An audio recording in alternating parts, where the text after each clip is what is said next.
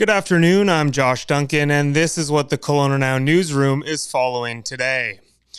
West Kelowna's brand new City Hall is getting close to completion. The latest update says the City Council and various departments of city staff could be moving into the new building by the end of March. The building is around 95% complete, and it will be a phased move-in for city administration, the regional library, provincial and federal elected officials, Service BC, and ICBC. While city staff will soon be into that building, it will be a long while before the new facility opens up to the public. And on the Kelowna side of the lake, council will be reviewing contract terms for the city's e-scooter and e-bike operator next week. There will then be a competitive selection process to pick a new operator with an initial contract term of 2 years. The city will be carefully looking into things like fleet size, parking requirements, operator response requirements, education, enforcement, location tracking, geofences, and safety when choosing a new operator.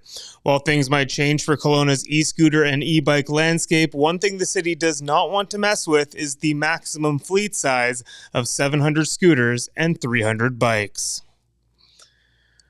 Police continue to investigate last week's fatal head-on collision between two commercial vehicles on Highway 97, and they're turning to the public for help. The BC Highway Patrol is urging anyone who witnessed the crash in Monty Lake last Monday night or anyone with relevant dashcam footage to contact investigators. So far, the probe has found that one of the two semi-trucks involved in the crash failed to negotiate a curve and crossed the center line of the highway. The victim of the accident has now been identified as Mike Biernartz, who was a driver for Reimer Bros Trucking out of Armstrong.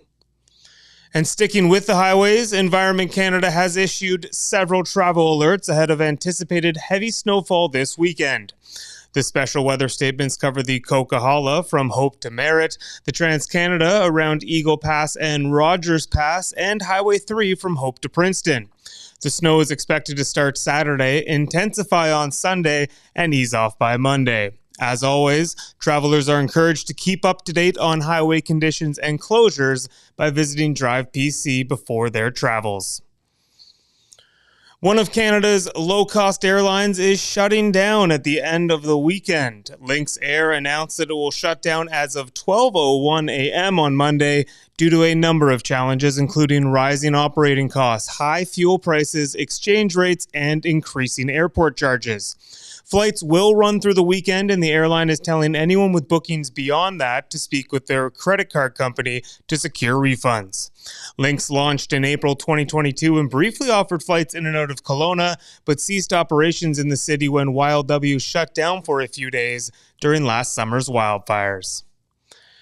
And finally, in sports, we're into the playoffs at the Scotties, and the Brier begins next Friday, but it's next year's Brier that many Kelowna curling fans are looking forward to. Curling Canada announced this morning that tickets for the 2025 Montana's Brier in Kelowna will go on sale early next month. Ticket packages will become available on March 7th, and they include deals for the full event, as well as bundles for opening weekend, championship weekend, and weekday matches. The 2025 Brier in Kelowna will take place February 28th until March 9th, and it's going to be the first Brier held in Central Okanagan since 1968, when Team Alberta claimed the trophy. You can read more about those stories and plenty others over at KelownaNow.com. Thank you, as always, for tuning in to our Friday afternoon live news update, and have yourself a wonderful weekend.